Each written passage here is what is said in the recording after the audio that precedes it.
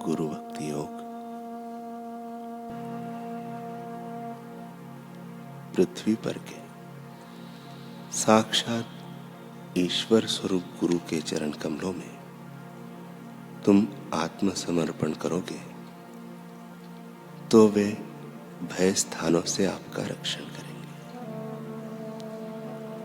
आपकी साधना में आपको प्रेरणा देंगे तथा अंतिम ध्येय तक आपके पथ प्रदर्शक बने रहेंगे। गुरु की कृपा अकूट, असीम और अवर्णनीय है।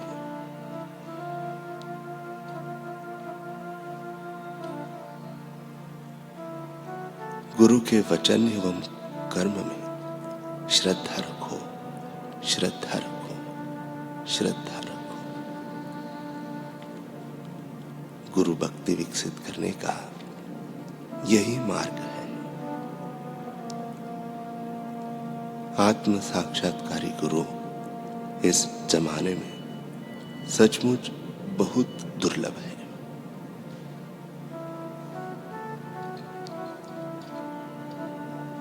जब योग्य साधक आध्यात्मिक पथ की दीक्षा लेने के लिए गुरु की खोज में जाता है, तब उसके समक्ष ईश्वर गुरु के स्वरूप में दिखते हैं और उसे दीक्षा देते हैं। ईश्वर साक्षात्कार केवल स्वप्रयत्न से ही नहीं हो सकता, उसके लिए गुरु कृपा अत्यंत आवश्यक है।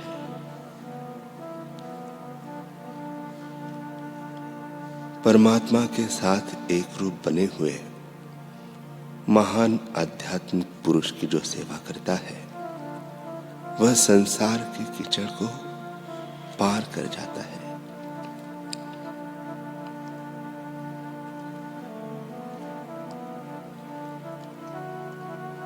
गुरु शिष्य को पग पग पर मार्गदर्शन करते हैं।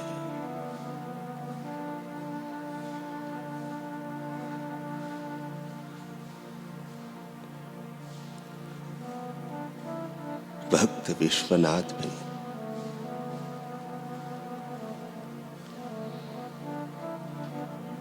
एक रात्रि में सोया था। इतनी गूढ़ नींद जिसमें स्वप्नों की पदचाप सुनाई नहीं दे रही थी। निद्रा के गहरे स्तर में वह था।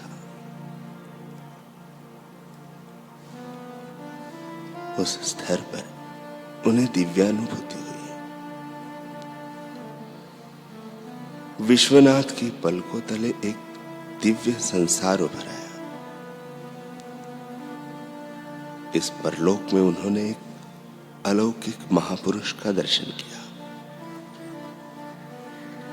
उस महापुरुष का स्वरूप अत्यंत ममतामयी था, अत्यंत करुणामयी, मानो समस्त भावनाओं का समग्र साक्षात रूप ही हो।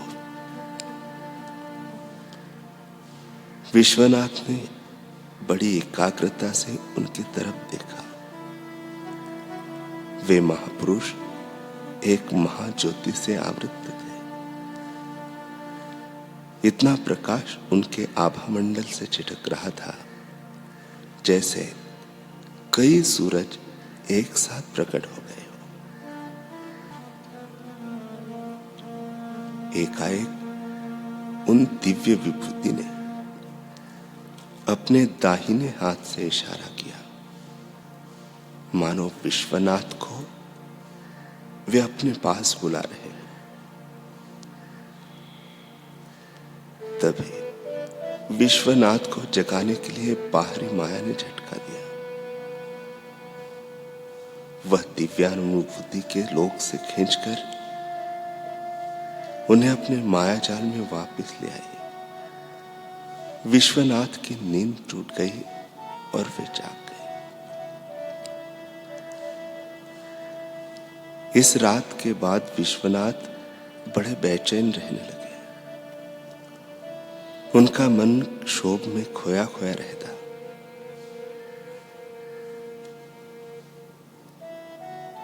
एक द्वार जो सालों से बंद था, उस पर कोई दस्तक देकर अदृश्य हो गया। मानो सर्द रात्रियों में दैदीप्यमान सूर्य प्रकट हुआ था, पर कुछ ही क्षणों में वह पुनः बादलों में छिप गया था। इस अजीब अवस्था में वे जूझ रहे थे, पर विश्वनाथ उसे शब्दों में व्यक्त नहीं कर पा रहे थे। उन्हें तड़प जग उठी कि कौन थे वे दिव्या अति दिव्य पुरुष, महापुरुष, जो मुझे इशारों से कहां बुला रहे थे, किस प्रयोजन से बुला रहे थे। अब मन में एक ही इच्छा रहती है, काश दोबारा मुझे वैसे ही दिव्य अनुभूति हो जाए, एक बार फिर से उनके दर्शन हो जाए, या फिर एक बार असल में वे विभूति मेरे समक्ष आ जाए, प्रकट रूप में मुझे कहीं दिख जाए, किसी तरह से उनका सानिध्य प्राप्त कर लूं। वह अनुभव सत्य में परिणित हो जाए। इसी कश्मकश में समय व्यतीत होने लगा। जीवन मानो प्रश्न चिन्ह सा बन गया था। उन्हें इंतजार था तो बस उस पूर्ण विराम का, जहां से ये सब प्रश्न उत्तर के रूप में आ जाए। सांसारिक तौर पर तो विश्वनाथ रुतबे और ओहदे में काफी माननीय थे। नेपाल के स्वामित्व में जो लकड़ियों का विशाल गोदाम था, उसके सर्वोच्च अधिकारी थे। पारिवारिक पृष्ठभूमि भी संपन्न थे। व्यावसायिक और पारिवारिक दोनों ही स्तरों पर विश्वनाथ का खास रुतबा था, परंतु उक्त अनुभूति के बाद वे अपनी सारी आन मान और शान को जैसे भूल ही बैठे थे।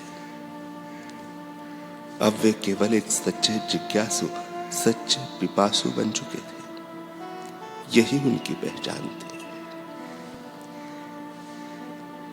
अब यह तो नियम है, जब इतनी सच्ची भावना हो, इतनी पक्की जिज्ञासा हो, तो उत्तर भी जरूर मिलता है। ईश्वर स्वयं ही संदेश बनकर पहुंच जाता है। ऐसा ही कुछ यहां भी है। विश्वनाथ को अपने किसी परिचित से एक संदेश मिला कि कलकत्ता में जो दक्षिणेश्वर मंदिर है, वहां एक संत रहते हैं। उनका नाम है ठाकुर श्री रामकृष्ण परमहंस, जो बहुत ही अद्भुत संत है। आध्यात्मिक दृष्टिकोण से वे हमेशा समाधि के उच्चतम शिखर पर स्थित रहते हैं, परंतु इसकी विपरीत जब वे भक्ति और अध्यात्म का संदेश देते हैं, तो जिज्ञासुओं से बिल्कुल मानसिक धरातल पर वे आ जाते हैं। इसी कारण से उनके सानिध्य में आया साधारण जन भी ज्ञान के अति गूढ़ रहस्यों को बड़ी सरलता से ग्रहण कर लेता है। ठाकुर के बारे में सूचनाएं मिलते ही विश्वनाथ के हृदय में मानो एक जिज्ञासा उठी। उनको आत्मा स्पंदित हो गई, चेतना मानो चित्कार करने लगी। मुझे इनसे मिलना है, मुझे ठाकुर से जल्दी मिलना है। इसी विह्वलता के चलते विश्वनाथ अपना सारा काम समेटने लगे ताकि जल्द से जल्द दक्षिणेश्वर रवाना हो सके। उधर दक्षिणेश्वर में भी अजब ही नजारा था। बच्चा अगर रोता है तो 7 समंदर दूर बैठी मां के हृदय में पीड़ा होती ही है। इधर विश्वनाथ की आत्मा पल पल झंकृत हो रही थी, तो उस आत्मा के स्रोत तो वो परम आत्मा, वो सद्गुरु कैसे भला अनजान रहते। इधर विश्वनाथ के कदमों में तीव्रता आई तो उधर ठाकुर के इंतजार में भी तीव्रता बनने लगी। उस दिन दक्षिणेश्वर मंदिर में ठाकुर विराजमान थे। कुछ शिष्यों के साथ बैठकर बातें कर रहे थे। अचानक से वे इतने अधीर हो गए कि अकस्मात अपनी ही बातों को काटते हुए बोले, जानते हो, मेरे पास कप्तान आने वाला है। कप्तान यानी विश्वनाथ उपाध्याय। शिष्यों ने पूछा, गुरुदेव कौन कप्तान?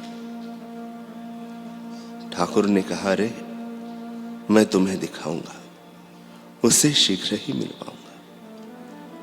जानते हो, कप्तान रोज धोती पहनकर आरती और पाठ करता है, इतनी पूजा करता है।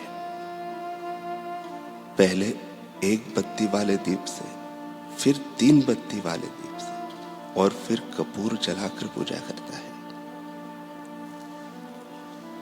शिष्यों ने पूछा, ठाकुर आप तो इतना पूजा पाठ नहीं करते हो, नहीं हमें करने को कहते हो। आप ही तो कहा करते हो कि भक्ति तो भीतर की भावनाओं का खेल है।